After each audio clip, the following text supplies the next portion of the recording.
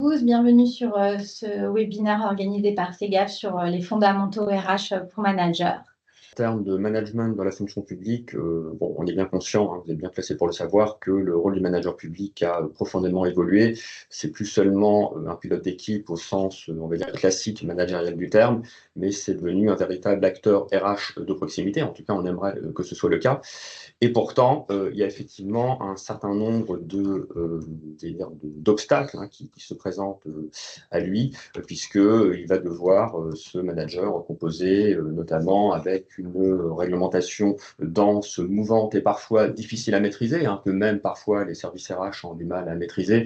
Je pense ici en termes de complexité réglementaire, à l'entrée en vigueur, ça date un petit peu maintenant, mais de la loi de transformation de la fonction publique qui a quand même pas mal changé de choses, transformer de choses comme son nom l'indique, sans parler évidemment du Code général de la fonction publique, de son déploiement progressif, surtout dans sa partie réglementaire, donc pas forcément facile de s'y retrouver, surtout qu'on est quand même dans une instabilité politique assez marquée qui, voilà, peut donner l'impression que la lisibilité de tous ces changements n'est pas si évidente que cela. Et si vous voulez, après, c'est un petit peu un effet domino, c'est que, non pas évidemment par mauvaise volonté, mais plus par méconnaissance des textes ou des procédures. Vous savez que le droit de la fonction publique est très très cadré en termes notamment de garanties à apporter. Eh bien, ça peut créer un risque de contentieux. Et comme vous le savez, le contentieux, c'est du temps. Et comme le temps, c'est de l'argent, en gros, ça fait perdre pas mal d'autres possibilités au service RH. Donc, c'est, je vais dire, un effet collatéral. Et autre effet domino, comme les managers se sentent un petit peu démunis, par réflexe, si vous voulez, ils vont beaucoup s'appuyer sur les services RH. Donc, ça va nécessiter effectivement un certain nombre de besoins en termes de réactivité et de sécurisation juridique pour fluidifier le fonctionnement des services, prévenir les erreurs et les contentieux notamment, et puis surtout renforcer leur rôle de relais RH de proximité. Alors, en termes de défis, on retrouve un petit peu les mêmes thématiques. Alors, si vous voulez, on y voit, nous, 3 piliers, qui vont structurer le management public d'aujourd'hui. Alors, on va lire ça un petit peu, du bas vers le haut, puisque vous voyez, c'est une espèce d'édifice de pierre, de patates, comme tu les appelles, toi, Éléonore. Il y a plusieurs enjeux. Évidemment, ce qu'il faudrait, idéalement, et c'est d'ailleurs le but, de tous les modules qu'on va vous présenter, c'est, d'autonomiser le plus possible les managers sur, à minima, les fondamentaux réglementaires pour, une fois encore, fluidifier les relations avec les services RH. En gros, décharger, si vous voulez, les services RH. Et ça, alors, on est vraiment dans, j'allais dire, le ton de la loi de transformation de la fonction publique. Pour les puristes, si vous lisez l'étude d'impact de la loi de transformation de la fonction publique, le message est très clair. On nous dit qu'il y a des nouveaux leviers managériaux sur au moins 3 sujets: le dialogue social, le recours accru, si ce n'est l'incitation à recruter davantage d'agents contractuels, et sur, alors attention, il ne faut pas bégayer ici, l'individualisation des parcours professionnels, notamment au travers des lignes directrices de gestion. Ça, c'est un premier point. Et puis, il y a effectivement un autre défi, c'est, on en parlait un petit peu plus tôt, de sécuriser les procédures en réduisant les risques contentieux, notamment par une meilleure compréhension, une meilleure appréhension, si vous voulez, du cadre légal et statutaire. On y reviendra quand on représentera les collections. C'est vrai que c'est pas toujours forcément très intuitif pour ce type d'agents qui considèrent que c'est pas forcément leur métier, et c'est bien là-dessus qu'au contraire, on va chercher à les faire évoluer. Et puis, véritablement, pour finir, en termes de responsabilité managériale, l'idée, c'est de permettre aux managers de communiquer avec clarté auprès de leur équipe. Alors, non seulement communiquer, mais je dirais faire aussi de la pédagogie, si vous voulez éviter les faits, ne pas confondre le message et le messager. Être vraiment assez pédagogue, ça on le voit vraiment beaucoup, enfin moi je le vois beaucoup en formation présentielle sur la RH de proximité, donc on sent vraiment qu'il y a un réel besoin sur ces points-là.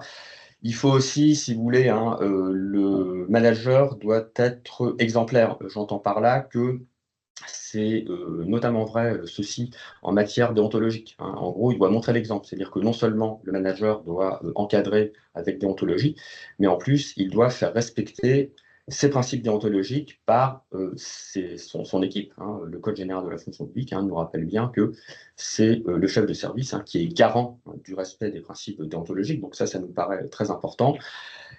Il est aussi garant de l'application des protocoles réglementaires, c'est-à-dire en gros des procédures. Alors, si vous voulez une procédure qui est mal voilà, montée, où il manque des catégories, bah, si ça va au tribunal administratif, évidemment qu'on se fait retoquer, et c'est pas forcément voilà, dans le bon sens.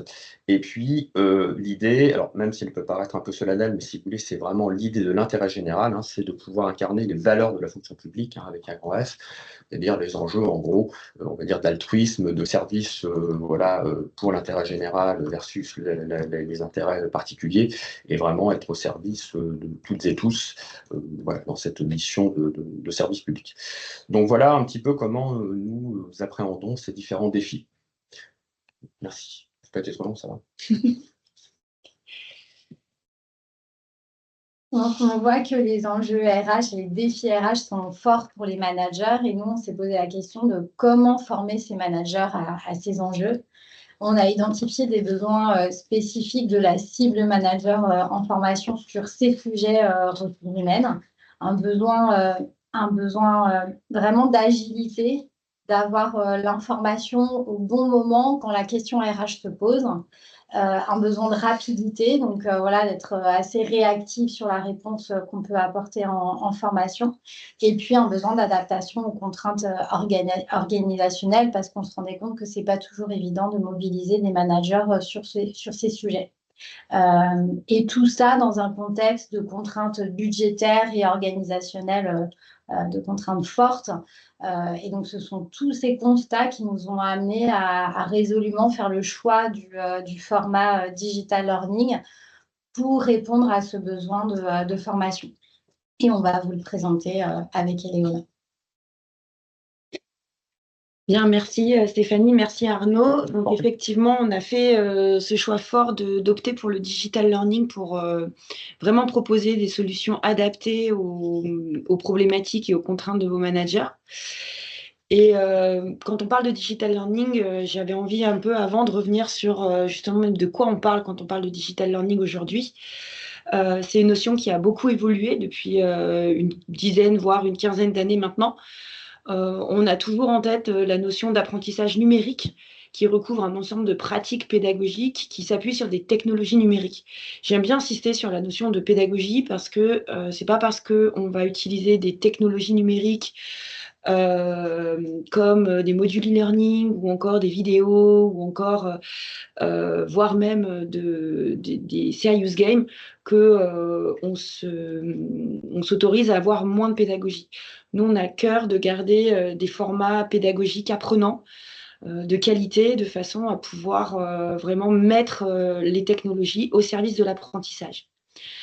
Donc, quand on parle de digital learning, on parle évidemment de parcours d'apprentissage, d'une part qui sont 100% en ligne, par exemple les MOOC qui sont beaucoup pratiqués par les universités aujourd'hui, ou la version payante, les SPOC. C'est des formats qui vont permettre de vraiment s'adresser à un public nombreux.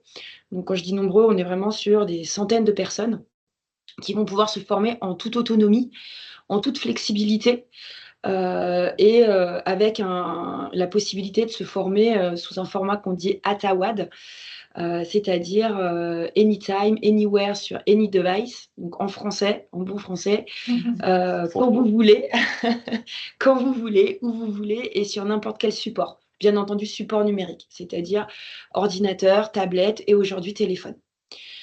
Donc c'est un format qu'on développe également aujourd'hui chez Segap. On a aussi les formats plus modulaires, plus hybrides, qu'on appelle le blended learning, dans lequel on va conserver une partie de présentiel, voire de synchrone, qu'on va mélanger avec de l'asynchrone.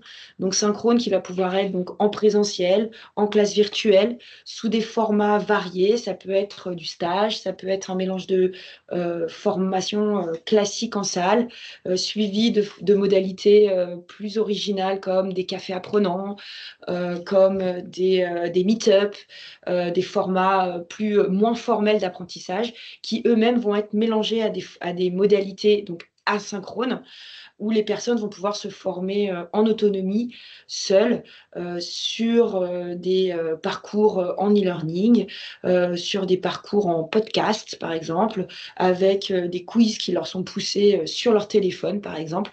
Donc, dans le blended learning, on va vraiment aller puiser les forces de toutes les modalités pédagogiques qui existent, synchrone, asynchrone, digitale, présentielle, humaine, pour pouvoir proposer des expériences vraiment enrichies et qui proposent un équilibre de formation et entre le temps de formation et le temps de travail plus agile. Ce qu'ils ont de commun, ces modalités-là, c'est qu'elles vont aller, on va aller piocher dans des ressources qui appartiennent au digital learning. Donc, on aime beaucoup les anglicismes hein, dans ce domaine-là, même si on n'en a pas besoin, mais c'est le vocabulaire aujourd'hui. Donc, on va aller utiliser des ressources qu'on va appeler comme du rapid learning, du micro-learning, du vidéo learning. On en a beaucoup comme ça.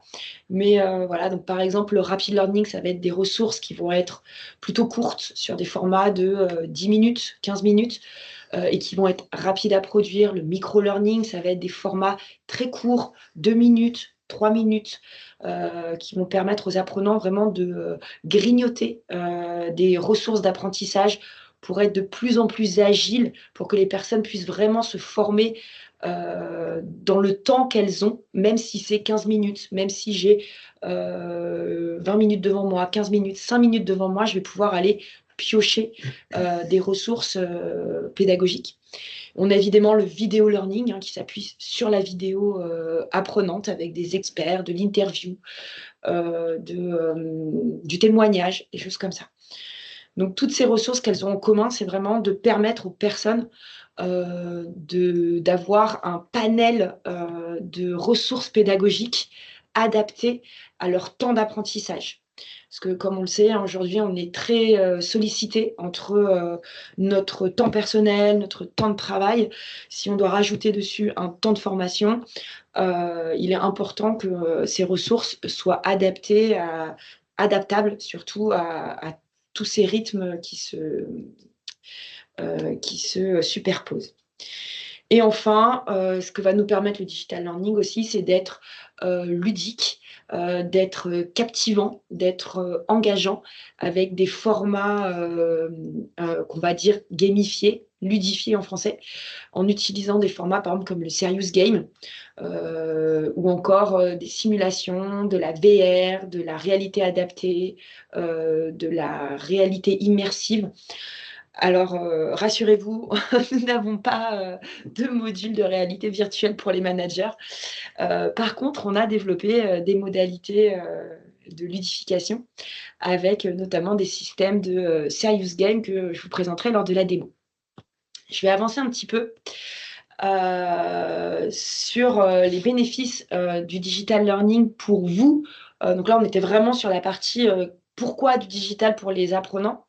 Mais essentiellement, ce qui est important de se dire aussi, c'est pourquoi du digital pour les organisations, pour les établissements publics.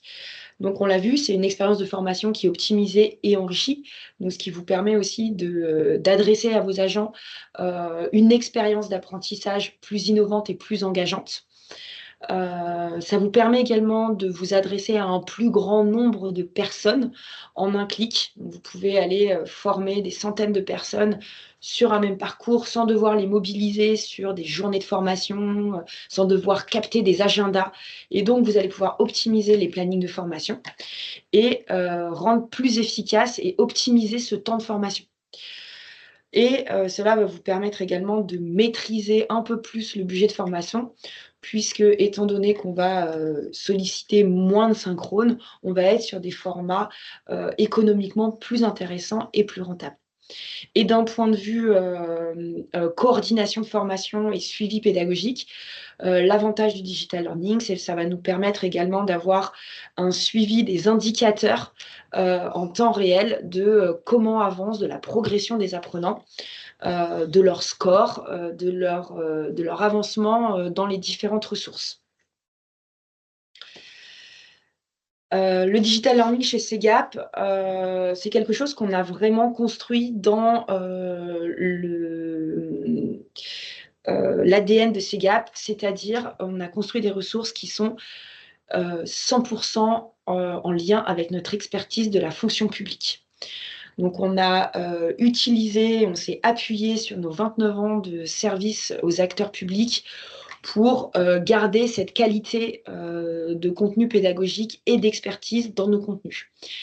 On s'adapte et on s'adresse aux 3 versants de la fonction publique et on a un vrai focus sur l'aspect réglementaire et sur toutes les spécificités de la fonction publique. C'est un parcours qu'on a conçu en duo avec notamment les managers, ce parcours fondamentaux des managers, qu'on a conçu en étroite collaboration avec Arnaud, qui est donc lui-même formateur en droit de la fonction publique, qui a été en relecture précise et vraiment qui m'a nourri en fait de toutes les spécificités de la fonction publique. C'est un plaisir. Pour construire ce parcours. Et donc, lui a apporté cette expertise. Et moi, de mon côté, ce que j'ai apporté, c'est donc l'expertise de rendre cette matière engageante, captivante et adaptée à des ressources digitales. Nous voilà donc à ce moment de présenter la bibliothèque e-learning et modulaire. Et je vais laisser la parole à Arnaud. Merci, Léonore. Alors effectivement, je vous en parlais un petit peu plus tôt, on a ici, dans cette bibliothèque, il faut imaginer un petit peu une bibliothèque universitaire à l'ancienne, avec finalement 3 grandes collections qui vont se distinguer un petit peu par leur contenu. On a une première collection qui va être, qu'on a appelée les essentiels, qui est vraiment axée un petit peu réglementaire. Une deuxième collection qui va être plus sur la vie quotidienne des services, et puis une troisième collection on est en train de développer en mode un petit peu approfondissement, spécialisation, focus sur différents sujets. Pour reprendre les choses dans l'ordre, dans la première collection qu'on a intitulée le cadre réglementaire de la fonction publique, c'est ce que je vous disais. Alors ça, c'est ce qui est peut-être le plus rugueux, si vous voulez, alors pour tout le monde, mais pour les managers en particulier. L'idée, c'est de les réconcilier avec la réglementation. Il faut voilà, assumer, c'est pas drôle, c'est du réglementaire, c'est comme ça, c'est très cadré. L'idée ici, c'est qu'on a voulu effectivement un petit peu décliner tous ces sujets. On a une première collection qu'on a appelée les essentiels du manager public, le cadre réglementaire de la fonction publique. Alors, le titrage peut faire un petit peu peur, mais n'ayez pas peur, comme certains disaient. Il faut comprendre ici qu'on ne va pas être sur du cours magistral. Ça va être des formats très variés. Il va y avoir des quiz, des mises en situation. Éléonore vous montrera ça un petit peu plus tard. On a un escape game. On a également un jeu de loi. Donc vraiment des choses qu'on a voulu, comme tu le disais, ludifier, gamifier, le tout pour rendre l'apprentissage concret et plus engageant. Sur le cadre réglementaire de la fonction publique, on a donc, je vous le disais, première collection, être manager de la fonction publique. L'idée, c'est de permettre aux managers de comprendre les spécificités du management public, c'est-à-dire quel est le cadre statutaire, réglementaire, quelle est la posture attendue, quelles sont les responsabilités transverses notamment. L'idée ici, c'est de mieux piloter les équipes dans un environnement qui, effectivement, je l'ai dit, est plutôt assez exigeant. Deuxième capsule, s'appuyer sur le Code général de la fonction publique pour les managers. Alors ici, c'est peut-être ambitieux, mais c'est de réconcilier, si vous voulez, les managers avec le Code général de la fonction publique. Et puis, se dire, alors autant je pense que dans le secteur privé, si vous voulez, les managers, très intuitivement, se doutent bien que c'est le Code du travail qui va s'appliquer à leurs salariés, à leurs collaborateurs. C'est peut-être beaucoup moins évident, ça, dans la fonction publique, où le Code général de la fonction publique est souvent victime d'un défaut de notoriété, et pour cause, puisqu'il est plutôt assez nouveau. L'idée, si vous voulez, ici, c'est d'en faire le meilleur ami des managers, leur livre de chevet et leur dire, écoutez, face à une problématique, dites-vous bien que, comme le code général de la fonction publique est rédigé de manière finalement assez pédagogique, hein, c'était un petit peu l'idée, et ben, on va pouvoir trouver dedans, même si ça fait peut-être un petit peu peur d'y aller, un certain nombre de réponses, hein, pour sécuriser les pratiques, prendre des décisions, on va dire, les plus éclairées possibles et répondre aux situations RH avec plus peut-être, hein, de confiance et de rigueur.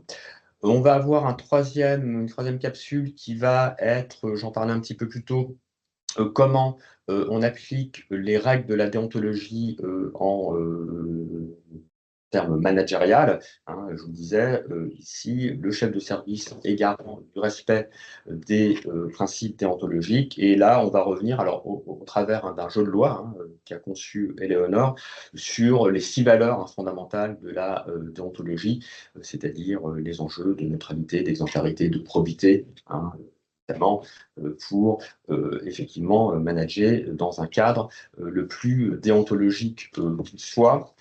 Alors, vous verrez, hein, il y a des applications assez concrètes, hein, même si le sujet peut paraître très, voilà, très abstrait comme ça. Hein, la déontologie, si vous voulez, c'est un peu une science molle, mais il y a vraiment des applications très pratico-pratiques, hein, du style, est-ce que si j'ai un agent qui sert des bornes de recharge électrique sur le parking de la collectivité, est-ce que c'est un problème ou pas? Est-ce que un agent peut avoir chez lui, si je puis dire, des panneaux photovoltaïques pour revendre son électricité à des opérateurs, hein, de l'énergie? Est-ce que ça ou non, c'est du cumul d'activité? Donc on sera vraiment sur des choses très, très concrètes. Et puis, bah, dernier point, hein, on ne peut pas évidemment éviter l'incontournable loi de transformation de la fonction publique, hein, avec 3 leviers essentiels, j'en parlais un petit peu plus tôt pour les managers. L'idée, c'est de découvrir comment cette loi impacte, hein, je veux dire, dans la vraie vie, les pratiques managériales sur 3 leviers, hein, et dont j'ai déjà évoqué l'existence, c'est-à-dire le recours prononcé, accru, élargi aux agents contractuels, le dialogue social. En plus, en année électorale à plusieurs titres, donc c'est important le dialogue social, et puis l'individualisation des parcours avec les lignes directrices de gestion. Donc ça, c'est la première collection, si vous voulez, un petit peu en mode, voilà, je cherche des informations, j'ai besoin d'avoir des référentiels juridiques, où est-ce que je les trouve? En gros, n'ayez pas peur, il y a tout ou presque dans le Code général de la fonction publique. Et puis après, deuxième collection, on va passer sur des choses un peu plus vie ma vie, hein, de manager, sur les aspects RH vraiment du quotidien. Alors déjà, on commence par le commencement. Comment je recrute dans le secteur public? Moi, j'ai passé 20 ans dans le secteur privé, je me doute que c'est nécessairement un entretien d'embauche. Eh ben non, pas nécessairement, hein, puisque vous savez que dans la fonction publique, hein, la voie royale, si je puis dire, ça reste encore le concours. Pourquoi? Pour des enjeux de transparence et d'égalité, finalement, de traitement de tous les candidats. Donc l'idée, si vous voulez, ici, c'est de permettre aux managers d'anticiper leurs besoins et de sécuriser leur recrutement. L'idée, c'est de bien faire comprendre la différence entre les notions d'emploi permanent, d'emploi plutôt plus temporaire, les notions de besoins permanents, de besoins temporaires. On fera la nuance entre l'emploi et le besoin. Pourquoi dans certains cas le concours, pourquoi dans d'autres cas je peux recruter des agents contractuels, par exemple, par contrat de projet, hein, ce genre de choses. Donc l'idée, c'est vraiment de les éclairer, évidemment, en lien avec les services RH, mais de manière, on va dire, plus approfondie à leur niveau sur ces différents choix. Une fois qu'on a recruté l'agent, bah maintenant, on va lui faire vivre sa vie d'agent public. Comment je pilote la carrière de l'agent? Alors, carrière, c'est vrai que ça fait plus penser aux agents fonctionnaires, mais il y a des choses évidemment pour les agents contractuels. Mais là, ici, si vous voulez, c'est vraiment de sensibiliser les managers aux différentes règles d'avancement. Alors, on pense notamment ici à l'avancement d'échelon, l'avancement de grade, la promotion interne, lorsqu'on change de catégorie. Et puis, on aura également un point sur les voies de mobilité statutaires. Je pense ici au détachement, à la mise à disposition, à la disponibilité, hein, notamment pour provenance personnelle. Vous savez qu'en plus, il y a une grosse actualité sur ce sujet-là en ce moment. Donc ça, c'est autant de choses que nous allons évoquer, sans oublier effectivement la cessation des fonctions, puisque les meilleures choses, hein, ont une fin, et on évoquera effectivement les différentes voies de cessation des fonctions pour les fonctionnaires, pour les contractuels, la rupture conventionnelle. Alors même si vous savez, on a un petit doute s'agissant de celle des fonctionnaires, tant que la loi de finances n'est pas définitivement votée, mais enfin autant de choses en tout cas que nous, on a pris en compte.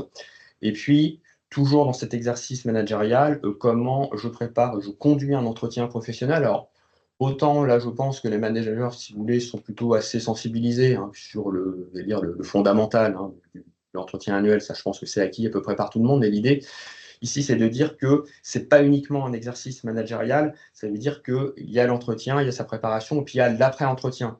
Quelles sont les compétences, excusez-moi pour ce lapsus, les conséquences du CREP, Qu'est-ce que j'en fais du compte-rendu d'entretien professionnel? Ici, c'est vraiment de dire non seulement manager, c'est une obligation d'honorer les campagnes d'entretien, mais c'est aussi un sujet, effectivement, de possible revalorisation salariale. Donc, il y a beaucoup de choses dans cet entretien. Alors, pourquoi je vous dis tout ça? Parce qu'aujourd'hui, quand on voit la jurisprudence, on voit que parfois, il y a un déficit de prise en compte de ces sujets et qui peut avoir un fort impact sur la responsabilité de l'établissement, notamment lorsque les entretiens ne sont pas conduits. Donc ça, c'est des choses sur lesquelles on a voulu également bien insister. Et puis, alors, un incontournable, c'est les absences. Alors, les absences, ça peut être plein de choses. Ça peut être, voilà, la crèche est fermée, qu'est-ce que je fais? Est-ce que je dois, si un agent me dit ça, l'autoriser à ne pas venir travailler? Alors là, on est sur le sujet des autorisations spéciales d'absence. Vous savez qu'il y a aussi une actualité là-dessus. Et puis, dans ce module sur les congés, on va regarder tout ce qui est congé pour raison de santé. L'idée, à minima, c'est de sensibiliser les managers aux différents acronymes qui sont un vrai bonheur entre le CMO, le CLM, le CLD, le CGM, les modalités d'indemnisation, qui en plus, c'est un autre vrai bonheur, ne sont pas les mêmes selon les versants de la fonction publique. Mais bon, tout ça, nous, on l'a identifié. Donc l'idée, c'est de rendre les choses un peu plus accessibles.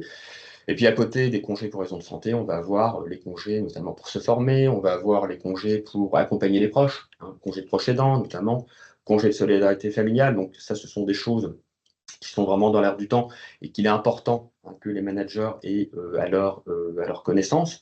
Donc ça, ce sont des choses qui sont abordées, j'avoue, assez largement, Léonore, dans le module, puisque on a vraiment distingué la situation des fonctionnaires et des contractuels, parce que même si ça converge un petit peu, il y a quand même un certain nombre de différences.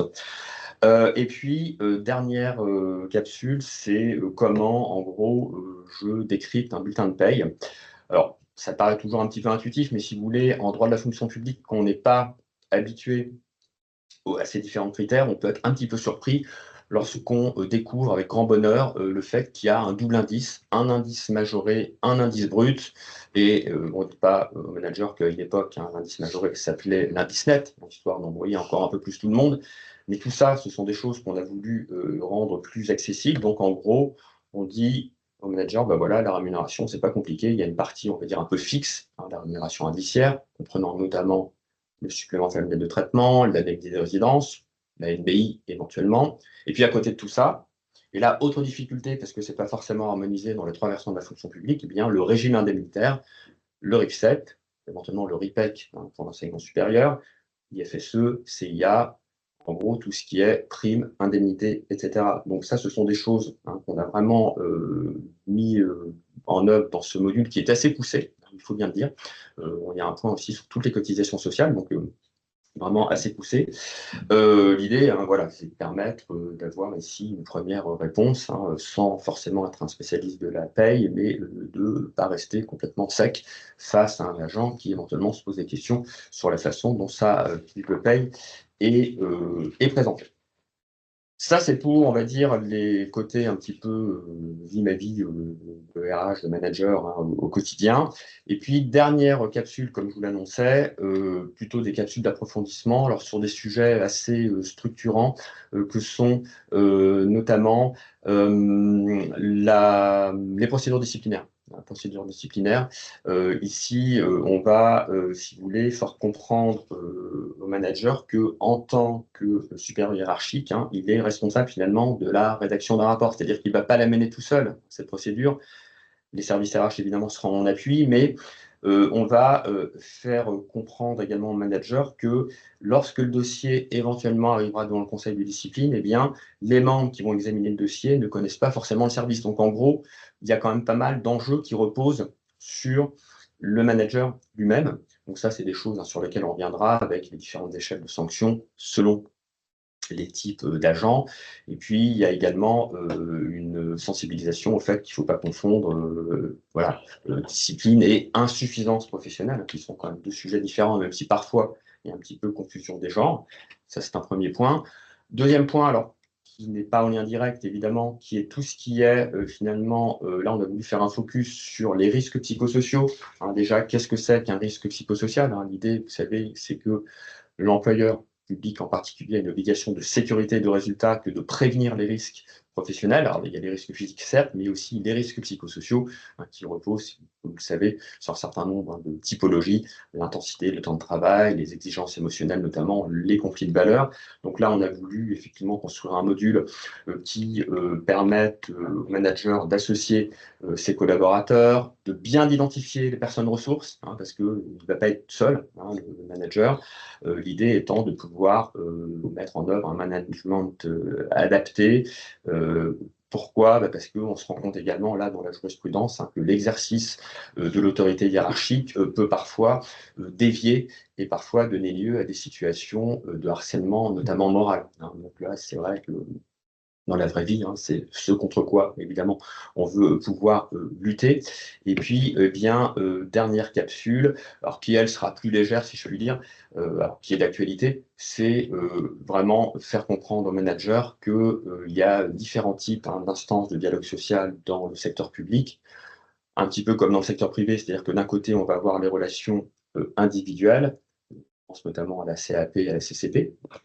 Et puis, on va avoir de l'autre des relations plus collectives. Et là, on aura effectivement des développements sur la notion de comité social, donc d'administration territoriale ou d'établissement selon le versant de la fonction publique. Et puis, la fameuse F3SCT, la formation spécialisée en matière de santé, de sécurité et des conditions de travail, et faire comprendre aux managers que, effectivement, il y a un peu eu un rôle évolutif de ces différentes instances qui, initialement, par exemple, je pense à la CAP, étaient très orientées droit à la carrière, mais vraiment jusqu'au bout. Et vous savez qu'avec la loi de transformation de la fonction publique, ces CAP ont perdu une partie de leurs compétences. Donc, ce sont devenus avant tout des instances, on va dire, de recours. Par exemple, on me refuse une demande de télétravail. Là, avant d'aller devant le tribunal administratif, je peux éventuellement faire un recours devant la CAP ou la CCP. Et puis bon, comme je vous le disais, c'est vraiment un sujet d'actualité, puisque vous savez que les agents publics ont rendez-vous le 10 décembre 2026 prochain pour mettre dans l'urne électronique leur bulletin pour désigner leurs représentants. Donc voilà ce que vos managers pourraient découvrir dans ces différentes collections. Voilà. Merci Arnaud. Alors sur ce, je vais donc vous montrer à quoi ressemble cette fameuse collection. Un peu avant, je vais vous présenter également un peu l'expérience apprenant de vos collaborateurs. Donc dans l'idée, en fait, cette collection, elle est donc accessible en ligne via l'Académie CEGAP, qui est donc un espace de formation en ligne, une plateforme en ligne, à partir de laquelle vos agents pourront accéder aux différentes ressources. Donc là, comme vous voyez, par exemple, cette personne, elle est donc bien inscrite à la collection 1 et à la collection 2. Elle pourra donc aller naviguer dans l'une ou l'autre de ces collections. Tous les modules sont accessibles donc sous forme de modules qui... est accessible vraiment de façon autonome et indépendante, c'est-à-dire qu'il n'y a pas de parcours contraint. Les agents ne sont pas obligés de passer par la collection 1, de la terminer, puis d'aller vers la collection 2. C'est vraiment, ils vont vraiment pouvoir aller piocher les ressources dans une collection ou dans l'autre en fonction de leurs besoins. Et au sein de cette même collection, ils pourront bien évidemment consommer les ressources qu'ils souhaitent au moment où ils en ont besoin. Ces ressources sont accessibles à partir du moment où ils auront accès, elles seront accessibles pendant 6 mois. Donc, ce qui leur donne le temps de pouvoir les voir, les revoir. Ils peuvent évidemment les consulter autant de fois qu'ils veulent. Donc, dans la collection 1, donc, en y accédant, elle est ici.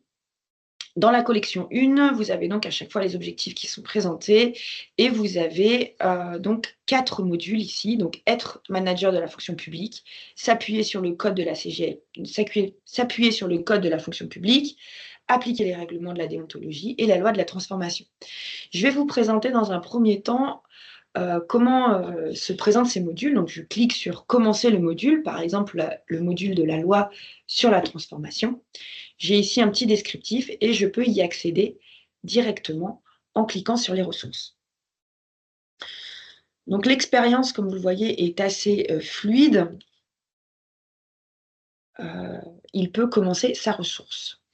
Une fois que la ressource est commencée, il peut bien évidemment y revenir quand il souhaite et sa progression sera enregistrée. Donc, par exemple, s'il commence le module et qu'il y arrive, vous voyez, ce module est composé de 3 chapitres. Donc, imaginons qu'il commence le chapitre 1, le chapitre 2, et qu'au milieu du chapitre 2, votre agent est interrompu et quitte le module. Quand il le réouvrira, il reviendra là où il s'est arrêté. Il n'aura pas besoin de recommencer dès le début. Donc, tous nos modules sont composés de la même manière. On présente les objectifs pédagogiques. Et la navigation peut se faire donc directement, vous voyez, en naviguant dans le module, mais également sur le menu sur le côté, où ils peuvent accéder aux différents chapitres et naviguer à leur guise pour accéder aux différentes ressources. Bien évidemment, les modules sont organisés de façon progressive et ils sont composés de différentes ressources. Donc là, par exemple, une vidéo que je vais vous lancer, vidéo qui est faite en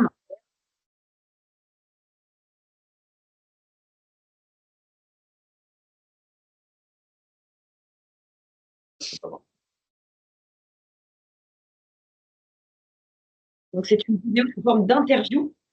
Donc, on a une question et Arnaud répond à ces questions. Vous voyez, elles sont adaptées à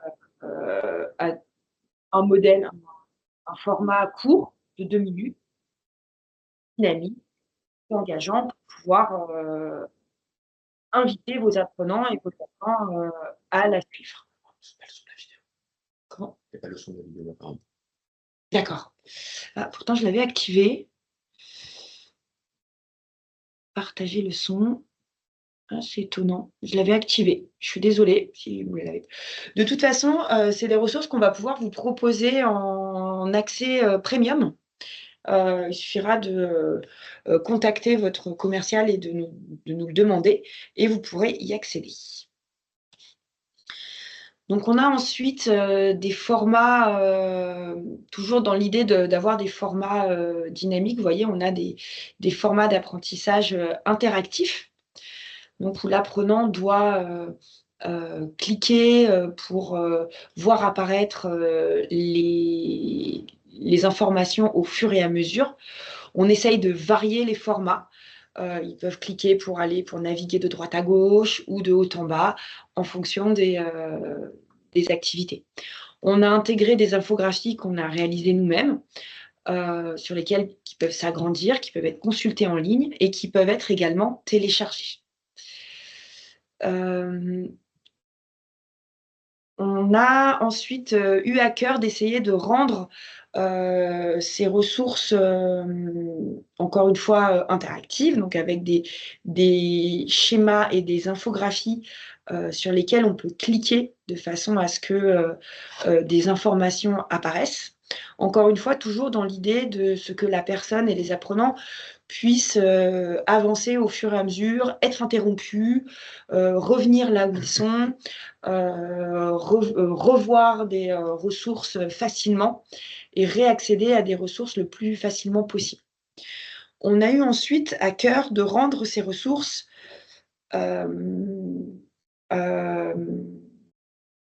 intégrées au au terrain. Donc avec des cas pratiques, donc pour vraiment les rendre opérationnels. Donc là, on a par exemple des cas pratiques où on vous propose le cas d'un agent qui exprime le souhait de changer de service.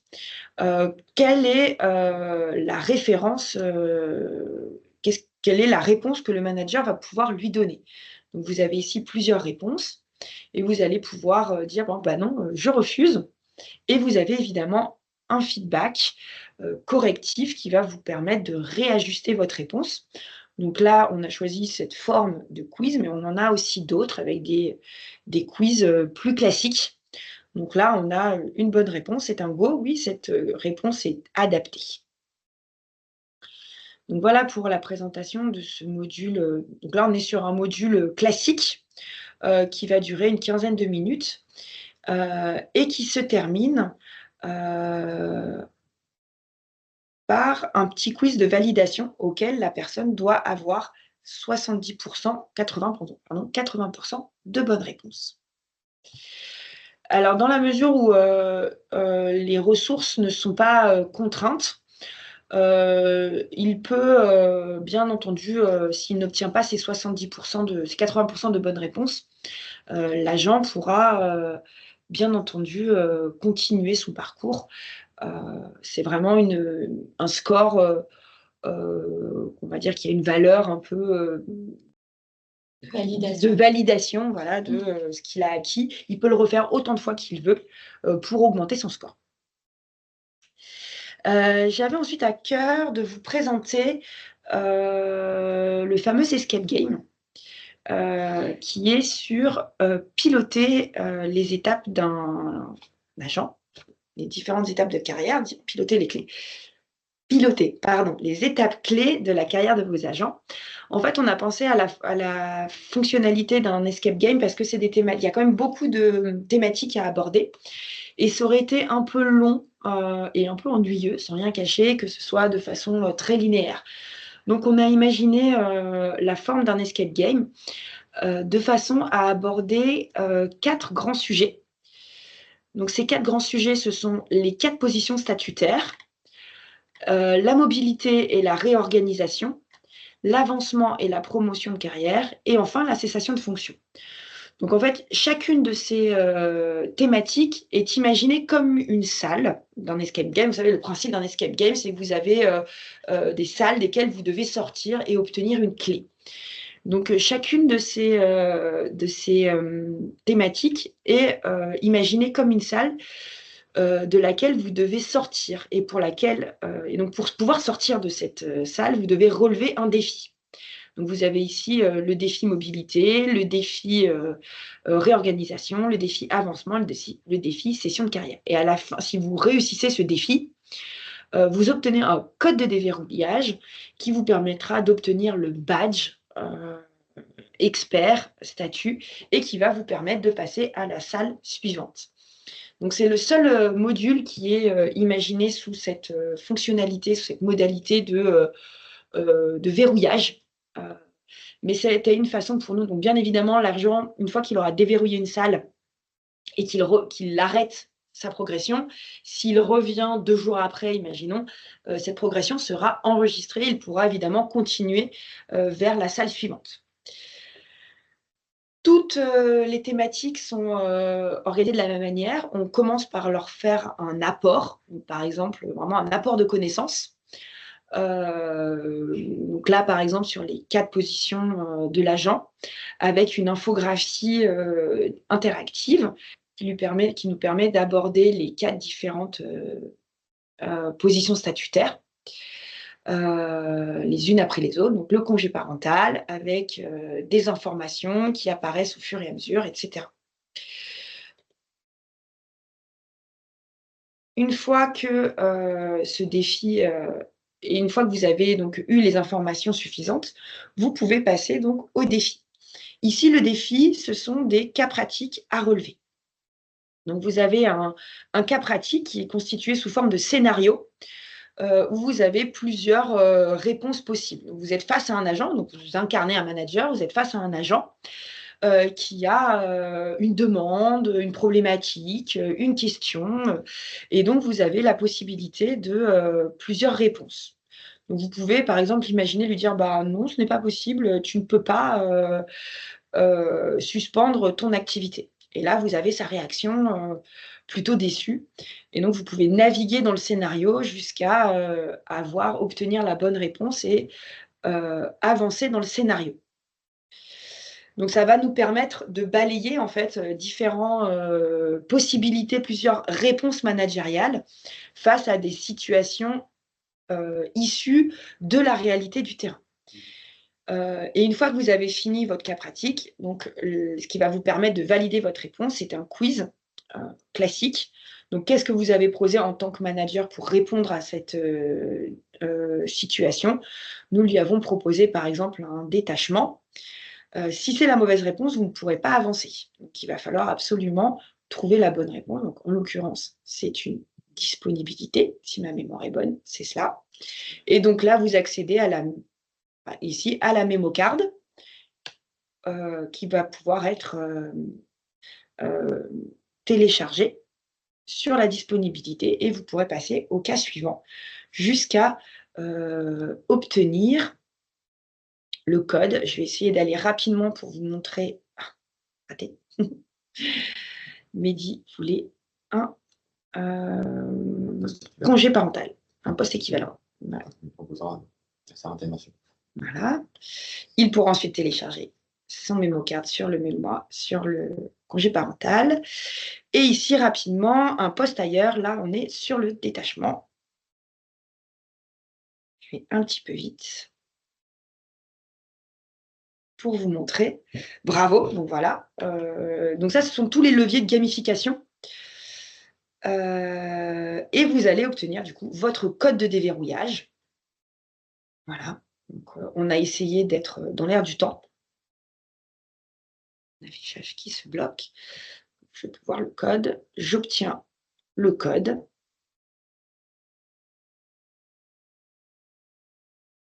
Et ainsi de suite. Et donc, voilà comment vous allez pouvoir... voilà. Ouais.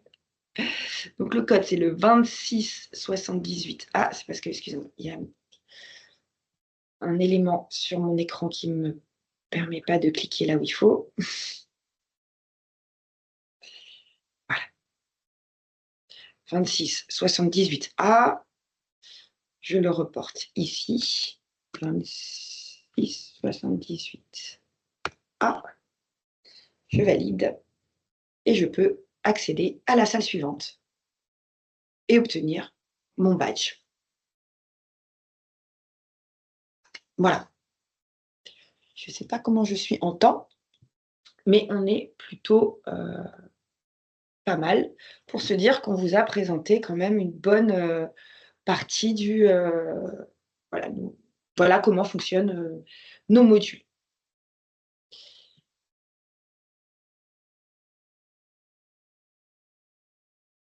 Je vais maintenant repasser la parole à Stéphanie. Tu peux passer les slides après. Merci beaucoup, Éléonore. Pour finir, on voulait vous présenter les 2 modèles de déploiement qui sont possibles et qui vont vraiment s'orienter en fonction de si vous voulez déployer cet e-learning sur votre LMS, si vous en avez un, ou sur le LMS de Cégap, donc la plateforme de Cégap.